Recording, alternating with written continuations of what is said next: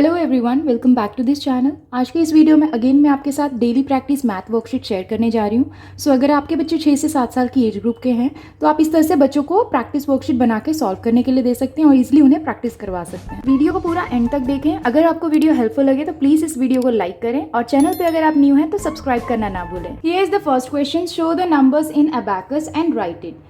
यहाँ पे मैंने कुछ नंबर्स दे दिए हैं जैसे 47, 80, 112। अब बच्चों को इन सारे नंबर्स को अबैकस में ड्रॉ करना है और शो करना है इन नंबर्स को। तो जैसे ये है 47, तो अगर बच्चे को आपने ऑलरेडी टेंस एंड वंस पढ़ा दिया है या ऑलरेडी उन्हें आता है तो कुछ इस तरह से आप अबैकस पढ़ाना बच्चों को अभी शुरू कर सकते हैं या इस तरह की वर्कशीट से उन्हें समझा सकते हैं। जैसे यहाँ पे 47 है तो 47 को बच्चे अबैकस में कैसे दिखाएंगे। तो जैसे बच्चे ने यहाँ पे अबैकस ड्रॉ किया है, क्योंकि ये 2 डिजिट नंबर है तो बच्चे को अबैकस में टेंस एंड वंस की स्टिक्स ड्रॉ करनी है। और जो भी प्लेस पे ये नंबर्स हैं, जैसे 7 जो है वो कौन से प्लेस पे है, वंस प्लेस पे है, तो वंस प्लेस पे बच्चे को 7 बीट्स ड्रॉ करनी है।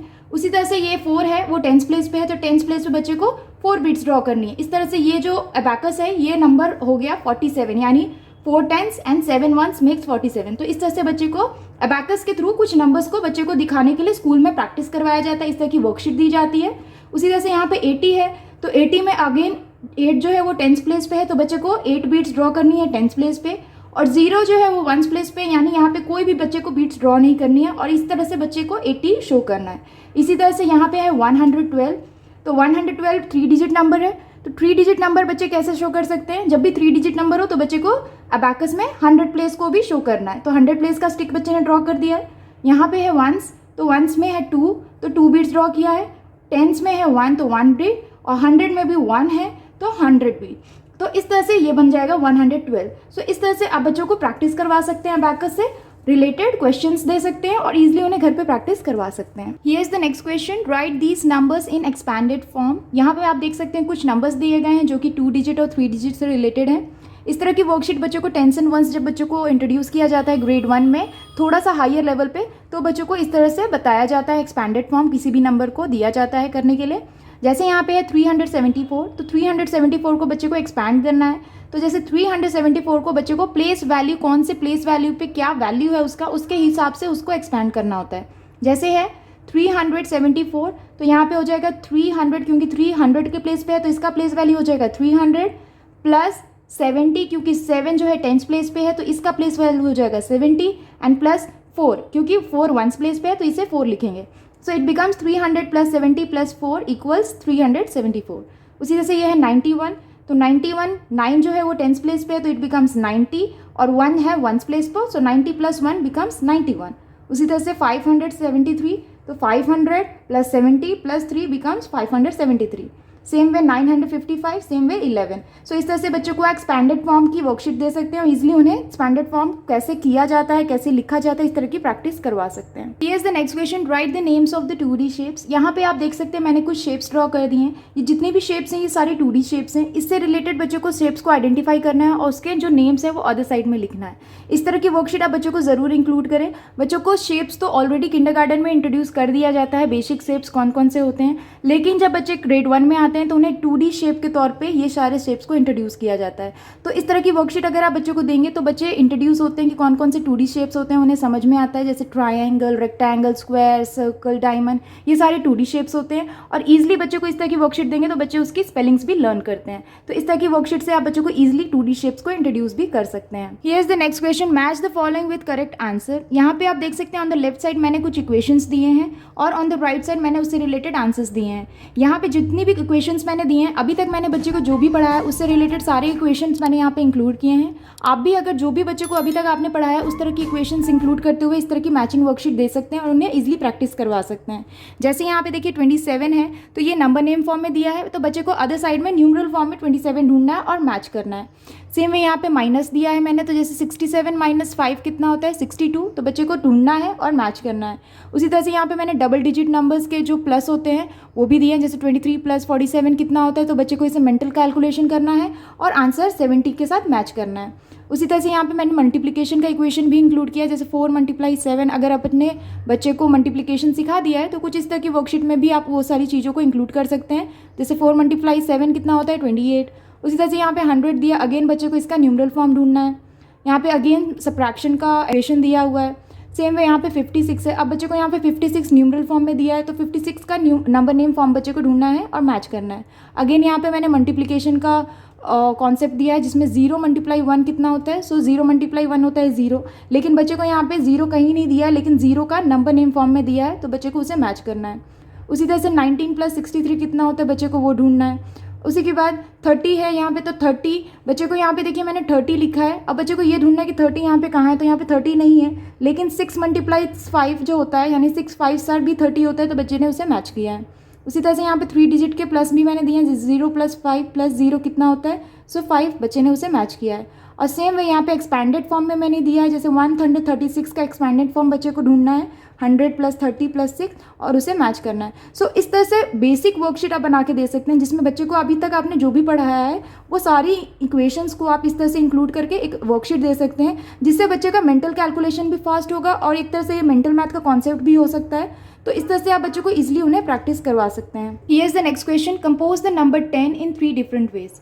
यहाँ पे अगर बच्चे को नंबर 10 को और 3 डिफरेंट वेज में लिखना हो तो बच्चे कैसे लिख सकते हैं। तो जैसे यहाँ पे नंबर 10 को 10 फ्रेम में शो कर सकते हैं बच्चे, उसी तरह से 10 को टैली मार्क्स के थ्रू भी शो कर सकते हैं, उसी तरह से एडिशन फॉर्म में भी शो कर सकते हैं। इसी तरह से चाहें तो बच्चे उसे नंबर नेम फॉर्म में भी शो कर सकते हैं, 10 को नंबर नेम या फिगर्स में लिखते हुए भी शो कर सकते हैं। इस तरह से बच्चों को आप वर्कशीट दे सकते हैं। अगर बच्चे को समझ में नहीं आता है कि कैसे इसे किया जाए, तो पहले आप बच्चों को समझाएं कि किस तरह से कोई नंबर को आप डिफरेंट वेज में लिख सकते हैं और उन्हें शो कर सकते हैं, और फिर बच्चों को इससे रिलेटेड 2 या 3 नंबर्स आप प्रैक्टिस के लिए दें और ईजिली बच्चों को इस तरह से प्रैक्टिस करवा सकते हैं। Here is the next question, complete the pattern. यहाँ पे मैंने कुछ नंबर यूज करते हुए पैटर्न्स दिए हैं। जैसे यहाँ पे है 8 4 1 2 8 4, आगे क्या आएगा बच्चों को ये फाइंड करना है। जैसे यहाँ पे 8 4 1 2, तो यहाँ पे बच्चों को ये कोर पैटर्न फाइंड करना है। सबसे पहले कोर पैटर्न बच्चों को ऑलरेडी किंडरगार्टन में इंट्रोड्यूस कर दिया जाता है जब बच्चों को पैटर्न पढ़ाया जाता है। तो जैसे यहाँ पे 8 4 1 2 कोर पैटर्न है, अगेन 8 4 1 2 8 4 1 2, इस तरह से बच्चों को ये रिपीटेड हो रहा है, कोर पैटर्न ही रिपीट होता जा रहा है। उसी तरह से बच्चों को इधर फिल करना है।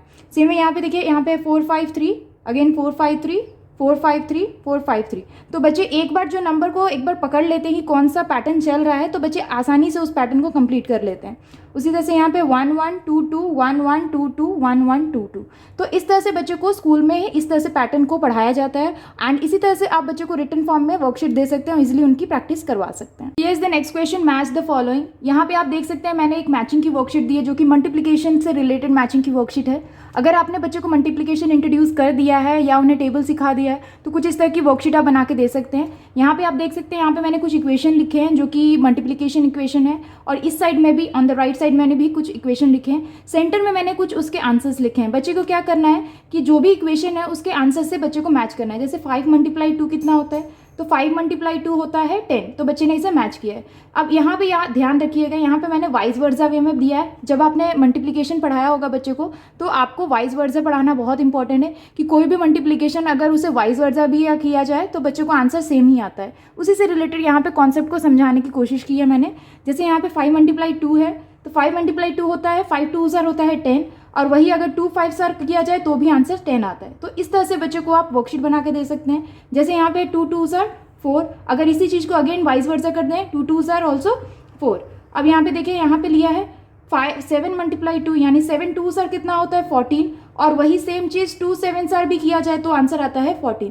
तो इस तरह से आप बच्चों को बेसिक्स का एक इक्वेशन बना के दे सकते हैं, और बच्चों को जो भी आप टेबल पढ़ाते हैं उससे रिलेटेड इस तरह की वर्कशीट बना के दे सकते हैं, जिसमें आप बच्चों को इक्वेशन करेक्ट वे में दे सकते हैं और उसका वाइज वर्सा दे सकते हैं, और बच्चों को बता सकते हैं कि उसे मैच करना है। इससे क्या बच्चों को कॉन्सेप्ट क्लियर होता है कि कोई भी टेबल को अगर वो पढ़ते हैं तो उसका अगर वाइज वर्सा भी किया जाए तो भी आंसर सेम आता है। तो इस तरह के कॉन्सेप्ट से इस तरह की वर्कशीट बना के आप इजीली बच्चों की प्रैक्टिस करवा सकते हैं। Here is the next question, fill in the numbers on the clock face and count by 5 around the clock and complete. यहाँ पे आप देख सकते हैं, यहाँ पे मैंने एक क्लॉक ड्रॉ कर दिया है। इसमें बच्चों को क्लॉक के फेस में कुछ नंबर्स दिए हैं और कुछ नंबर्स एम्प्टी हैं, यानी फिलिंग द ब्लैंक्स वे में दिए गए हैं। बच्चों को इन नंबर्स को फिल करना है। जैसे यहाँ पे 12 3 6 और 9 ऑलरेडी दिया गया है, बाकी के जो नंबर्स है वो बच्चे को कंप्लीट करने हैं। तो जैसे बच्चे को यहाँ पे ऑलरेडी जब बच्चे को टाइम आपने पढ़ाया हो या इंट्रोड्यूस किया हो, तो आपको बच्चे को पता होगा कि क्लॉक के फेस में कितने नंबर्स होते हैं, तो बच्चे को वो सारे नंबर्स को यहाँ पे लिखना है। उसके बाद बच्चे को अराउंड में, यानी क्लॉक के बाहर कुछ स्पेसेस दिए गए हैं ब्लैंक्स वे में, बच्चे को 5 की काउंट पे बच्चे को ये सारे जो नंबर्स हैं वो फिल करने हैं, यानी 5 टेबल कह सकते हैं या 5 स्किप काउंटिंग, जैसे 5 10 15 20 25 30 35, 40, 45, 50, 55, 60। सो ये जितने भी आउटर वे में जो भी नंबर्स हैं ये हमें मिनट शो करते हैं, बच्चों को आप ये बता सकते हैं। और जो भी क्लॉक फेस में जो नंबर्स होते हैं ये हमें आवर्स शो करते हैं। इस तरह से ईजिली आप बच्चों को क्लॉक को इंट्रोड्यूस कर सकते हैं। इसी तरह से बच्चों को स्कूल में इंट्रोड्यूस किया जाता है। बच्चों को किंडरगार्टन में ऑलरेडी आवर्स कैसे देखे जाते हैं ये बता दिया जाता है। जब बच्चे ग्रेड 1 में आते हैं तो बच्चों को मिनट्स किस तरह से बताया जाता है वो इस तरह की वर्कशीट से बताया जाता है, और इसी तरह से आप बच्चों को रिटर्न वे में दे सकते हैं और ईजिली उन्हें प्रैक्टिस करवा सकते हैं। That's all for today's videos friends. I hope कि आपके लिए और आपके बच्चों के लिए इस तरह की वर्कशीट काफ़ी हेल्पफुल रही होंगी। अगर आपको ये वीडियो हेल्पफुल लगा हो और आपके बच्चों के लिए वर्कशीट हेल्पफुल रही हो तो प्लीज़ इस वीडियो को लाइक करें। अगर आप चैनल पर न्यू हैं तो सब्सक्राइब करना ना भूलें। हम आपसे मिलते हैं एक अच्छी सी नई वीडियो के साथ। तब तक के लिए take care and bye bye.